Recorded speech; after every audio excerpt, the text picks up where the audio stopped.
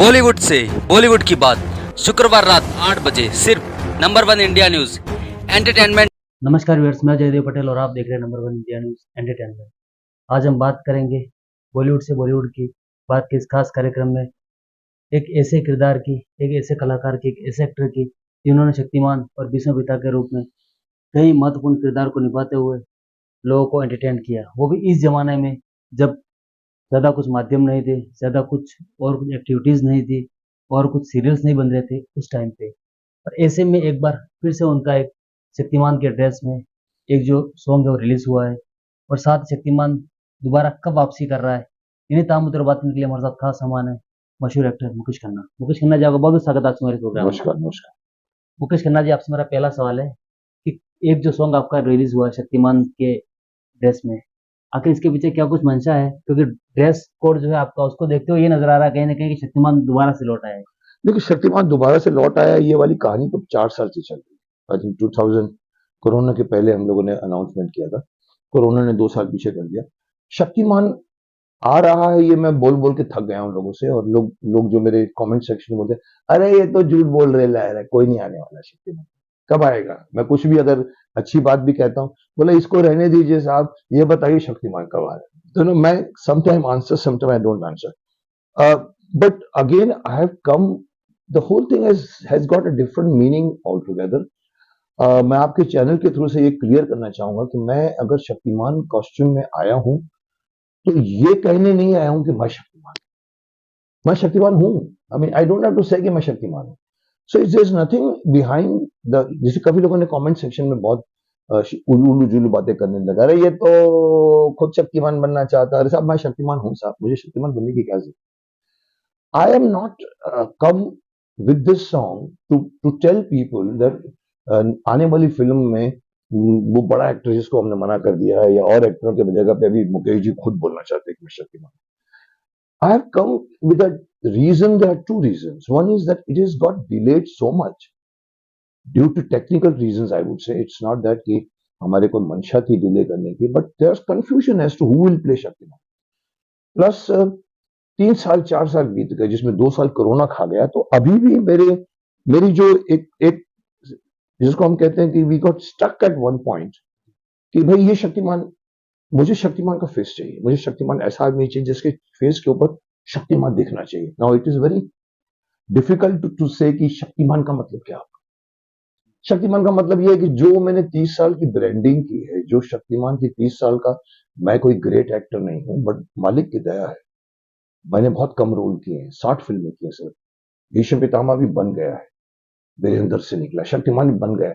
अब मालिक की वजह से 7 साल में शक्तिमान का जो एक इमेज खड़ा कर दिया है, जो पिछले 19 सालों से चला आ रहा है। आज भी मैं जयपुर के फंक्शन, अजमेर के स्कूल का एक फंक्शन बच्चों का एनुअल कर आया, जो मैं करता रहता हूँ।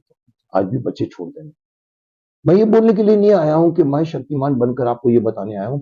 मैं इसलिए आया हूं कि मैं शक्तिमान का दूसरा रूप लेकर आ रहा हूं। शक्तिमान के 2 रूप हैं, एक है सुपर हीरो, एक है सुपर टीचर। और हम जो एक गाना लेकर आ रहे हैं वो टीचिंग है, संदेश है। आज के बच्चों को ये बताने की कोशिश हो रही है कि दे दी हमें आजादी बिना खड़ग बिना ढाल, ये नहीं है साहब, बहुत लोगों के खून बहे हैं, क्रांतिकारियों ने अपनी जानें दी हैं, अंग अंग कट गए मगर न आंच वतन पर आने दी। इसकी वर्डिंग्स है, आजादी के वीरों की ये कथा सुहानी लगती है, लाख छुपाया जाए जानी पहचानी लगती है। तो इनकी कहानी, माफ करना, again I would blame the syllabus of the schools. Government did not bother to announce them as शहीद। हमारा एक अभियान चलता है, जय हिंद अभियान, जिन्होंने मुझे ब्रांड बना के रखा है। हमने फाइट की, हम इवन जंतर मंतर में बैठे हैं।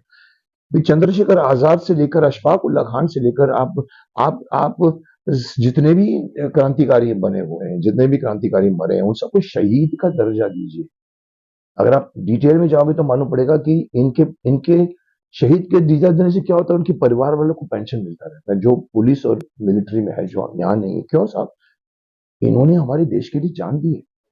1947 में तो आपको, मैं होता तो इनके सारे लोगों के परिवारों को बुलाता जिनकी जानें चली गई, चाहे वो राजगुरु सुखदेव हो, भगत सिंह हो, चंद्रशेखर आजाद हो, अशफाक उल्ला खान हो, राम प्रसाद बिस्मिल, जो भी हो, उन लोगों के परिवार वाले को बुलाइए, फेलिसिटेट कीजिए एक बड़े लेवल पर।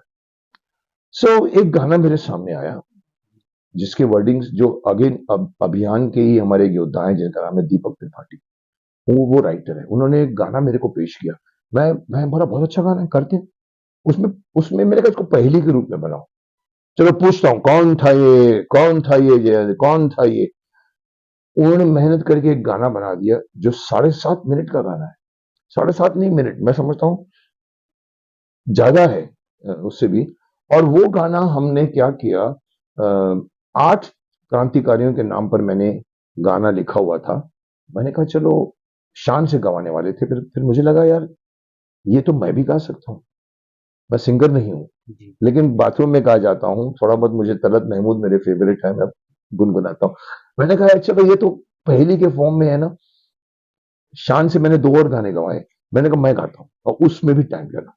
फिर बनते बनते बनते बनते मालूम पड़ा कि, मैंने कहा शक्तिमान कॉस्ट्यूम में करते हैं। The reason again was not to tell people कि I am Shaktimaan, reason was that super teacher was Shaktimaan. जो आज का नया कोई भी लड़का आ जाए वो सुपर टीचर नहीं बन सकता, उसके पीछे वो कहानी नहीं है जो 30 साल की मेरी कहानी है। बच्चों से केमिस्ट्री, बच्चे दूध पीना शुरू कर दिए थे मेरी वजह से। सो मैंने कहा चलो शक्तिमान के कॉस्ट्यूम में करते हैं, सबको आइडिया बहुत अच्छी लगी। That's how I came this song in Shaktimaan costume, to tell the today's kids कि पहचानो इन क्रांतिकारियों को। और ये एक गाना नहीं, इसके बाद भी सीक्वल में 2, 3, 4 बनेंगे, क्योंकि देर आर मोर देन 300 आजादी के क्रांतिकारी हैं जिनके किसी को पता नहीं, सिर्फ 2-3 लोगों का नाम जान। तो ये गाना ऐसा बना है, इट इज बनते बनते बना है। There is no intention to tell people, जो एक्चुअली पूरे इंडिया में राइट नाउ ट्रेंड कर गया है शक्तिमान का गाना। जी। मेरे को किसी ने कहा sir you are trending number 1। मैंने कहा वो क्या होता है? बोला सब चैनल वाले कवर कर रहे हैं, जिसको भी देखो, चाहे एनडीटीवी, चाहे आज तक, चाहे टाइम्स, चाहे वो। मैंने कहा देखो, मैं ऑनेस्टली मैं गया था, लोगों को ये लगा कि मैं शक्तिमान अनाउंस करने आ रहा हूँ। That was the main back of the Shaktimaan, it is time for him to return और अराइविंग सून। लोगों ने कहा अरे शक्तिमान, अभी मुकेश जी बताएंगे कौन बनेगा शक्तिमान। बाद में उनको बोला अरे तो आप तो गाना लेकर आए। मैंने कहा साहब मेरे को यही था कि आप इस गाने को बच्चों को सुनाइए, बच्चों को बताइए कि हमारे हीरोज जो हैं वो सिर्फ फिल्म इंडस्ट्री तक सीमित नहीं है। हमारे सुपर हीरोज, हमारे देश के क्रांतिकारी भी सुपर हीरोज थे। तो ये गाना मैंने इसलिए बना दिया इसको। मुकेश खन्ना जी, शक्तिमान के किरदार में रणवीर सिंह जी की जब बात आई थी, तो उसका कहीं न कहीं आपने विरोध भी किया था। आखिर इसके पीछे क्या कुछ रीज़न्स थे? देखो मेरा मानना है कि शक्तिमान, जो अगेन मैं कहता हूँ मेरे को भगवान ने 30-7 साल दिए हैं शक्तिमान को निभाने में। बनते बनते बनते बनते बनते मैं इतना इतना मतलब इसका इफेक्ट हुआ था कि एक माँ मेरे को बोलती है मेरा बच्चा आपकी वजह से 3 बार दूध पीना शुरू कर दिया। I realise the potential of Shaktimaan, that super teacher. Every other super hero in the world are just super heroes, चाहे वो स्पाइडरमैन हो, बैटमैन हो, चाहे वो सुपरमैन हो, कैप्टन अमेरिका भी एक हुआ करता था। उनको आप देखिए किसी ने बच्चों को सिखाया नहीं, कुछ कुछ हद तक सिखाया है, बट ये तो मास्टर बन गया है, सुपर टीचर बन गया है। तो मुझे क्या लगा कि कोई भी एक्टर आवे तो उसके फेस में वो गरिमा तो नहीं कह सकता हूं, बट वो एक अथॉरिटेटिव होना चाहिए। ए, फ्लश किया, सॉरी शक्तिमान, जाके फ्लश करके आता है। That element is not there in the faces of today's heroes. Today's heroes are just fighting good actor. I would say they are 10 times better than me. I am not a great actor, there are भरे पड़े actors हैं, लेकिन साहब शक्तिमान सिर्फ actor नहीं कर सकता। Shaktimaan acting के साथ में अपीयरेंस भी लेगा। देखते ही कहना चाहिए कि अरे तो पृथ्वीराज चौहान है, जो अक्षय कुमार को नहीं लगा। देखते ही लगना चाहिए कि ये अरे ये तो डेफिनेटली महाराणा प्रताप लग रहे हैं। मैं जब भीष्म बनता था तो मेरी हाइट अगर 6 फीट 1 और 2 है, 7 इंच का मुकुट हो जाता था मेरे ऊपर। 6 फीट 7-8 इंच की मेरी हाइट, और तब भीष्म पितामह दिखते थे। सब कॉस्ट्यूम ड्रामा में मेहनत करनी पड़ती है। आज के एक्टरों को मैं क्यों विरोध कर रहा हूं, मुझे अभी आपने तो नाम ले लिया है तो मुझे बोलना पड़ रहा है। मेरे साथ बैठे थे 3 घंटे, very good person, very energetic actor, मैंने उसके मुंह पे बोला और उसको करना है शक्तिमान। पर मुझे लगा कि जो मैं चाहता हूं उस फेस इनका नहीं है, और फेस छोड़िए इमेज नहीं है। Reel out of the reel also, real life also. मैं नहीं चाहता कि कल कोई लोग बोलते हैं साहब कुछ नहीं होता है साहब, अच्छा एक्टर सब कर सकता है। मैंने कहा अच्छा एक्टर हर तरह का रोल कर सकता है, पर शक्तिमान हर तरह का रोल नहीं है। वो पर्सोनिफाइड रोल है, वो बन गया। इसीलिए मैं थोड़ा सा अड़ गया हूं कि मुझे वो एक्टर दीजिए जिसके फेस पे लगना चाहिए कि ये शक्तिमान। मैं क्यों हिट हुआ? बिकॉज मैं नया था उस वक्त। भीष्म पितामह भले मेरे पीछे थे, बट एक नया लड़का जिसकी कोई इमेज नहीं पीछे की, मेरी 5 फिल्में फ्लॉप थी। शक्तिमान में जो करता गया, लोगों ने कहा अरे शक्तिमान, अरे ये तो शक्तिमान, अरे Shaktimaan, Shaktimaan, Shaktimaan, Shakti. Today also I want a hero और अ एक्टर जो I would prefer that it should go to all over India level पे। आप टैलेंट कॉन्टेस्ट करवाइए, मैं मानता हूं। सोनी माने की नहीं माने मुझे नहीं माने। 100 200 300 करोड़ की फिल्म बनानी है, वो लोग भी सोचते हैं हमको रिटर्न चाहिए सर। लेकिन मैं थोड़ा सा वहां पर हमारी हमारी गाड़ी थोड़ी सी कश्मकश में नहीं कहूंगा, मंथन कर रहे हैं हम लोग उसके ऊपर वो ले रहे हैं। So it is taking time. But मेरा मकसद ये गाने को लाकर ये बोलने का नहीं था कि मैं शक्तिमान, मेरे बगैर तो शक्तिमान बनेगी।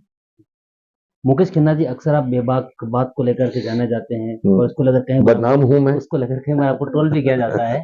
तो आप क्या बोलेंगे, मैं बदनाम हूं? इसी को लेकर के मेरा ये सवाल है कि कपिल शर्मा को भी आपने कॉमेडी नहीं माना है। I don't know why, but लोग मेरे को पुराने ख्यालातों का समझते हैं। मुझे मैं कभी कभी ऐसी बात बोलता हूँ तो कई बोलते हैं, अरे यार ये तो 500 साल पीछे लेके जा रहा है। कल किसी ने लिखा है कॉन्टेस्ट एक अपने कमेंट में, अरे ये तो पाषाण युग में लेके जाएगा। आपको मैं आपके चैनल पे एक बड़ी बात बता दूं, ये अभी तक मैंने कम बताई है, जो पॉसिबल भी नहीं है शायद, बट मैं किस किस्म का इंसान हूं अगर आपको बताऊं, मेरी विचारधारा क्यों इतनी पुरानी है, मैं क्यों ओल्ड माइंडेड हूं। मैंने 2 कमेंट बताता हूं आपको। मैंने कहा था कि लोग देखिए साहब, लोग लोग कहते हैं पत्नी को पतिव्रता होना चाहिए, पत्नी को पतिव्रता होना चाहिए। कोई ये क्यों नहीं कहता कि पति को भी पत्नी व्रता होना चाहिए? मर्द हूं साहब, मेरे अफेयर जितने होंगे मैं मर्द दूंगा साहब, माफ करिए। अफेयर से आप मर्द नहीं बनते, 2 आत्माएं मिलती है। सब मैं इस ख्यालात का हूं जो इसको लोग बोलेंगे ओल्ड ख्यालात है, बट सर ये हमारे सनातन धर्म का ख्याल है, ये हमारी परंपरा का विचार है। और मैं ऐसी बातें बोल जाता हूं। इवन इवन मैं आपको एक मॉडर्न बात बता दूं, मैंने अभी किसी इंटरव्यू में कह दिया था, अगर मेरे को आप कल ही मैंने शायद प्रेस कॉन्फ्रेंस देखा, मेरे को अगर आप बना दो ना प्राइम मिनिस्टर, जो मैं बनूंगा नहीं मुझे मालूम, और मैं बनना भी नहीं चाहूंगा सर, पता क्या करूंगा? सबसे पहले आप सब लोगों के मोबाइल फोन छीन लूंगा, बोलूंगा 1 साल तक काम करो मोबाइल के बगैर। अरे ऐसे कैसे हो सकता है? अरे हो सकता है, हम नहीं जीते थे, घुमाते थे 2 3 4 ठूंग ठूंग ठूंग। लैंड लाइन फोन से बात कीजिए ना, गर्लफ्रेंड बॉयफ्रेंड रात को 2:30 बजे चादर के नीचे से मोबाइल में बात करते हैं, उसको बाहर आके फोन करना पड़ेगा। फादर मदर सोए पड़े तो अरे तू कैसी है? साहब करिए साहब, आपको मालूम पड़ेगा कि आपको शांति कितनी मिल रही है। आप मोबाइल ने आपको बिगाड़ दिया है, मोबाइल ने आपको रियल लाइफ से लेकर वर्चुअल लाइफ में भेज दिया है। मैं कहूंगा सदी का बहुत बड़ा सबसे बड़ा इन्वेंशन है। आप तो एआई आ रहा है, बट मोबाइल से बढ़कर कोई इन्वेंशन नहीं है कि आप बाथरूम में भी बात कर लें। हम मनाली से उतरता था नीचे कुल्लू में 80 किलोमीटर ड्राइव करके, एसटीडी बूथ मिलता था तो बंबई फोन करता था। आज झाड़ू मारने वाले भी, हाँ हम कर रहे हैं, आप कैसे हो घर में, सब कुछ अच्छा है, बट साहब आपका बच्चा, मेरे पेट में दर्द है, गूगल क्या करूं मैं? टीचर को नहीं पूछेगा, डॉक्टर को नहीं पूछेगा, फादर को नहीं पूछेगा, उसके लिए गूगल। और ये बहुत भयंकर बीमारी है, मैं कह रहा हूं आपको। आपके सारे के सारे आज के बच्चे चिड़चिड़े क्यों हो रहे हैं? आज के लोगों में कंसंट्रेशन क्यों नहीं है? अगर मेरे हाथ में मोबाइल हो, मैंने देखा है, मेरे एक दोस्त हैं जो मेरे कलीग, वो बात करेंगे आपसे, हाथ में मोबाइल होगा, बात करते करते 5 बार निगाह जाएगी उसके मोबाइल के ऊपर। नहीं मुकेश जी, क्या है ना कि वो हम एक्चुअली करने वाले थे, लेकिन क्या है ना कि आप वो आए नहीं थे ना, तो वो क्या है कि वो मैं जो, अरे साहब उधर क्यों देख रहे हो, उनको एक अभी तक फोन क्यों नहीं आया? ये डिस्ट्रैक्ट करता है आपको। साहब रख दीजिए, 1 to 1 टॉक कीजिए। That 1 to 1 talk with the खाना भी खत्म हो गया। खाते खाते भी आप फोन कर रहे हैं, ड्राइविंग करते टाइम फोन कर रहे हैं। मोबाइल फोन को हटा के देखिए साहब, मेरी बात आपको कड़वी लगेगी, बट 1 साल में आपको पता लग जाएगा कि मोबाइल के बगैर भी जिया जा सकता है। तो मैं उस तरह का थोड़ा सा स्टूपिड इंसान हूं, एक ऐसा। मुकेश खन्ना जी, एक सवाल मेरा बॉलीवुड से है। सलमान खान को हाल ही में जो धमकी दी गई लॉरेंस बिश्नोई की तरफ से, उसके बाद ये कहा गया कि आप तो या तो बिश्नोई समाज से माफी मांग लीजिए या फिर 5 करोड़ रुपए दे दीजिए। आखिर आप इसको कैसे देखते हैं? क्या सलमान खान को माफी मांग लेनी चाहिए? अगर मुझसे पूछो तो मैं एकदम एकदम अपोजिट जाके बात करूंगा कि ये सारी खबरें जो आप लोगों ने आज चैनल पे डालते हो, बहुत बड़े, एक पूरा तो चैनल डेडिकेटेड है आजकल हिंद बम्बई में पूरा वर्ल्ड अंडरवर्ल्ड फिर से आ गया है। दाऊद की फोटो, हाजी मस्तान की फोटो दिखाते हैं। सब आपको लगता नहीं है कि ये सलमान खान का केस है, ये शाहरुख खान का केस है? आप उसी को रहने दीजिए ना। वाई यू टेल मी और यू कि सलमान को धमकी मिली है? मैं क्या करूंगा साहब? आप क्या करोगे साहब? आप खामखा अपने चैनल की टीआरपी बढ़ाने के लिए आप दिखाते हैं ढन ढन ढन, विष्णु तो बच्चा था उस वक्त, उस वक्त तो पता भी नहीं था सलमान खान कौन है, 8 साल का बच्चा था, आज वो बड़ा बन गया है, अब वो डॉन बनना चाहता है। सर इसके अंदर माफ करना, टीवी न्यूज वालों की कि जिसे हम कहते हैं ना मसाला डालने तो नहीं बोलूंगा, बट इतना सेंसेशनलाइज कर देते हैं कि बंबई में, सब बंबई में ऐसा नहीं है, रोज घर से निकलने के टाइम कोई नहीं डरता आज। नहीं जी बस ऑर्डर पलटा गया, खौफ कहाँ है? मैं भी बाहर घूमता हूँ, आप भी घूमते हो, कभी आपको डर लगता है कि बिश्नोई अटैक करेगा आपसे? सर ये बिश्नोई और उसके बीच का मामला है। कई चीजें ऐसी होती, मैं बोलता हूं कि पुलिस ने पकड़ते हैं किसी को, रेप केस को पकड़ते हैं, उस रेप केस को पूरा गन्ने की तरह 2 हफ्ते 4 हफ्ते 6 हफ्ते उसके घर वालों को दिखाते हैं, ये डिसीजन वो है ये है, हर केस। अब बेचारे ऑलरेडी वो फंसे हुए परिवार है, उसको आप लोग एक्सपोज करके और क्यों तंग करते हो? But this is not going to happen because you want TRP, you want it. So for me, Bishnoi और सलमान, इवन तो अब तो शाहरुख खान के ऊपर भी आ गया है, मैं समझता हूं जितना है उतना दिखाया जाता है उतना नहीं है। ये उनका पर्सनल मामला है। Salman Khan is capable of handling its own situation. Commissioner of police उनका दोस्त होगा, सिक्योरिटी जेड सिक्योरिटी मिली जाएगी, करो चुपचाप। टीवी पर आकर क्यों हमारे को तंग कर, हमारे को क्यों क्यों डराते हो कि बंबई में फिर से वंडर वर्ल्ड वापस आ गया? अरे साहब नहीं, this is a, so don't ask me this question कि मैं क्या बोलूंगा कि सलमान को क्या करना चाहिए, सलमान को क्या नहीं करना चाहिए, वेदर इज गिल्टी और not guilty. He has fought the case. काफी तंग हुए हैं सलमान भाई, कोर्ट में जाना पड़ गया था उनको, उनसे शायद एक गलती हो गई थी। हिरन के समान, हिरन वहां लोगों के लिए देवता माना जाता है, उनका हक है रिएक्ट करने का, उन्होंने रिएक्ट किया है। बट दैट दैट उसको आइटम मत बनाइए साहब, मैं सिंपल बोल रहा हूँ, आइटम मत बनाइए। आप लोगों ने सब उसको आइटम बना के पेश कर। मुकेश खन्ना जी, आपसे मेरा एक रैपिड फायर राउंड है जिसमें आपसे सवाल करूंगा, 2 ऑप्शन दूंगा, आपको सेलेक्ट करना है, फिर उसको पसंद भी कर सकते हैं। देखिए कोशिश करते आई। आपके अभी तक के किरदार में दो महत्वपूर्ण किरदार रहे हैं जिसको आपने निभाया है, अच्छे से जाना है, पहचाना है, शक्तिमान और भीष्म पितामह, दोनों में बेहतर कौन? भीष्म पितामह बेटर इसलिए है कि वो बहुत डिफिकल्ट था। बहुत बहुत भाग्यशाली लोगों को ऐसा कैरेक्टर मिलता है जो 20 साल से 160 साल का होता है। तो मैं भीष्म पितामह को मानूंगा कि difficult to perform, but Shaktimaan is more contemporary for today's society. Shaktimaan समाज बदल सकता है, भीष्म पितामह समाज नहीं बदल सकता। मुकेश खन्ना जी, आज के तारीख में जो सीरियल जो बन रहे हैं या फिर नए जो मूवीज जो बन रही है, उसमें वल्गरिटी इतनी ज्यादा जो बढ़ाई जा रही है, ये डायरेक्टर और एक्टर की मजबूरी या लोगों की जरूरत? सर एक प्रोड्यूसर कहता है कि सर हम इसलिए दिखा रहे हैं कि लोग देखना चाहते हैं। मैंने कहा नहीं साहब, आप नहीं दिखाओगे तो वो लोग नहीं देखेंगे। आप इसलिए बना रहे हो कि वो लोग देखना चाहते हैं, आप अपनी कमजोरी बता रहे हो। आप वो दिखाओ जो आप दिखाना चाहते हैं। ये अश्लीलता, ये सिर्फ टीआरपी जिसको हम बोलते हैं या लोगों के आई बॉल कैच करने के लिए होती है। ओटीटी बनाम अश्लीलता बोल गया था मैं। तो ये बात गलत है कि आजकल की फिल्मों को आपको अश्लील ही बनाना है। साहब अच्छी फिल्म बनाइए, good film is a good film is a good film. 3 idiots भी चलती है, एक अश्लील भोजपुरी फिल्म भी चलती है। एक छोटी सी एक वो रील्स में मैंने देखा था, एक लड़की ऐसे डांस कर रही है घाघरा चोली पहनकर, कैमरा उसके ऊपर रखा हुआ है पूरा और कैमरा राउंड ट्रॉली करता है। 1 मिनट की रील होती है जिसमें झुमचुक और वो झुमके मारी, ढुमचुक। ये पूरा राउंड का एक शॉट दिया, 67 lakhs व्यूज। अब किसकी मानसिकता बोले? पब्लिक की मानसिकता या बनाने वाले का इंटेंशन खराब है? क्यों दिखा रहे हो सब आप? क्योंकि आपको चाहिए रील के अंदर व्यूअर्स आए। सो कौन जिम्मेदार? बनाने वाला जिम्मेदार या देखने वाला जिम्मेदार? मैं कहूंगा बनाने वाला जिम्मेदार। देखने वाले जिम्मेदार को अगर आप शराब दोगे, नहीं दोगे तो वो नहीं पिएगा, तो आप दीजिए मत साहब। अच्छी फिल्म बनाइए। भरे पड़े हैं एक जमाने में, आन आन से लेकर शहीद से लेकर अछूत कन्या से लेकर गुमराह तक लेके आप फिल्में आइए। चलते चलते आप देखिए, थ्री इडियट्स भी अच्छी बन गई थी। ऐसी फिल्में जिसमें कोई मैसेज होना चाहिए। मुकेश खन्ना जी, आज की तारीख में जितनी ओटीटी पे आ रही हैं या फिर जो फिल्में जो पर्दे पे जो रिलीज हो रही हैं, उसमें अक्सर ये देखा जाता है कि कहीं ना कहीं चीजों को कंट्रोवर्सी में लाया जाता है। तो कंट्रोवर्सी में लाना या डायरेक्टर जो एक्ट्रेस है उनकी मजबूरी है, या फिर कहीं ना कहीं again again again again success होने की मजबूरी है। उनको चाहिए कि ये फिल्म चलनी चाहिए। उनको ये नहीं मालूम। आज देखिए, सिंघम रिटर्न्स करते हैं या अगेन करते हैं, या आप पठान को सेकंड पार्ट लाओगे, आपको मालूम है कि ये ऑलरेडी हिट आइटम है, इसके ऊपर दिमाग नहीं लगाना। आप ओरिजिनल सोचिए। ओरिजिनल के लिए मेहनत चाहिए।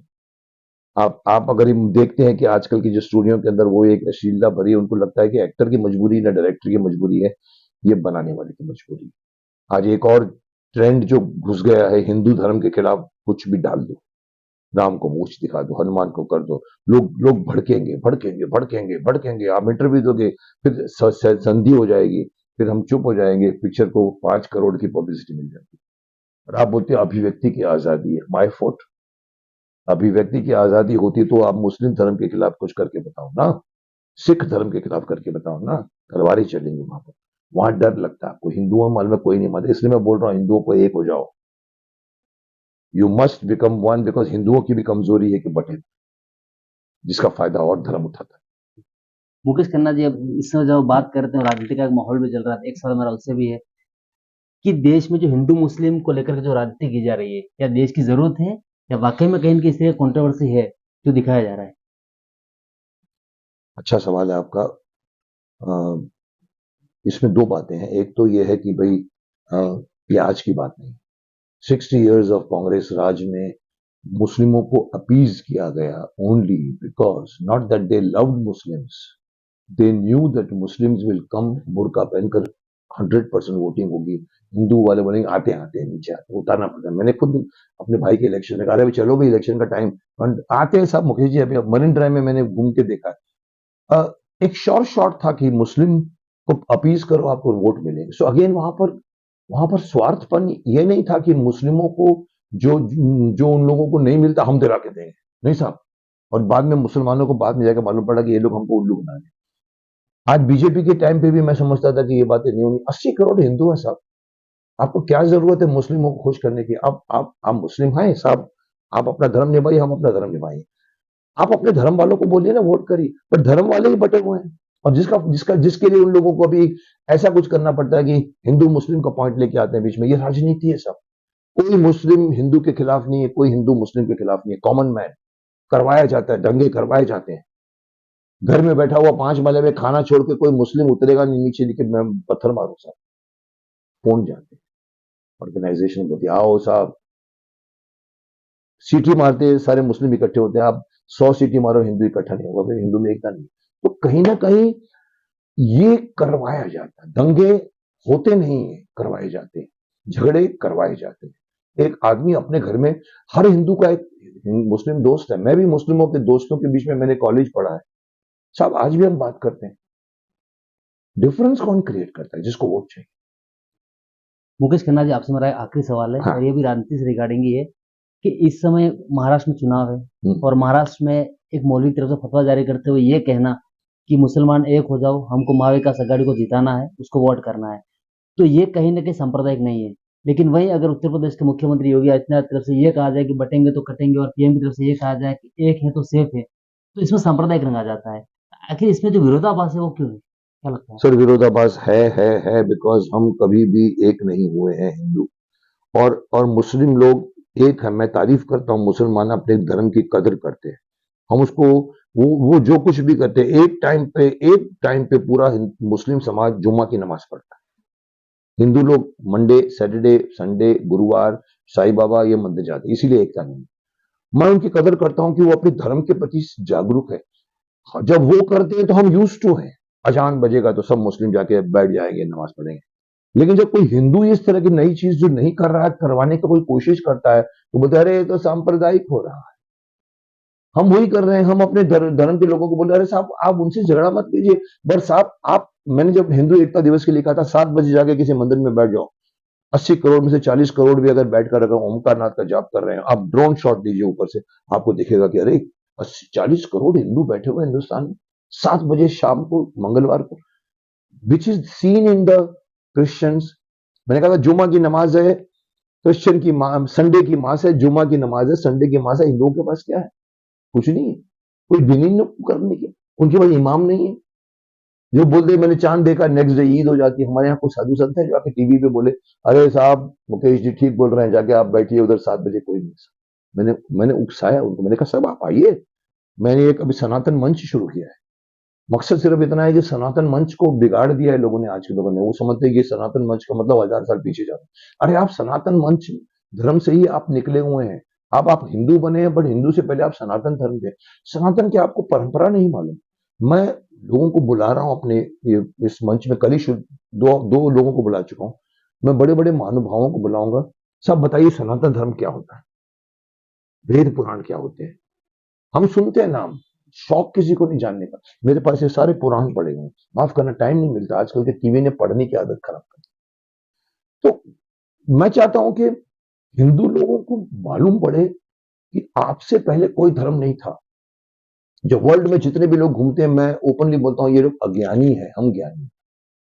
ये हमारे से ही निकल के पूरा अमेरिका बस गया है ब्रिटिश को लेकर। उनका अपना क्रिश्चियन धर्म है। सर कितने साल पुराना क्रिश्चियन धर्म है साहब? क्रिश्चियन धर्म के पहले क्या था? सनातन। आप हजारों साल पहले की बात कर सकते, रामायण महाभारत की कहानी, वेद की कहानी। Why are you not? गर्व से कहो हम हिंदू हैं, बाला साहब ठाकरे बोल बोल के चले गए। आज भी कोई गर्व से नहीं कहता, क्योंकि वोट छिन जाएगा। सब वोटिंग को मारो गोली। आप नहीं बने एमएलए एमपी, आप भीष्म पितामह से सीखी, यहां बैठ के उन्होंने राज चलाया था, धृतराज की कुर्सी पे बैठ के नहीं चलाया। मुकेश खन्ना जी, आपने हमारे लिए समय निकाला, उसके लिए आपका बहुत बहुत धन्यवाद। Thank you very much. Thank you.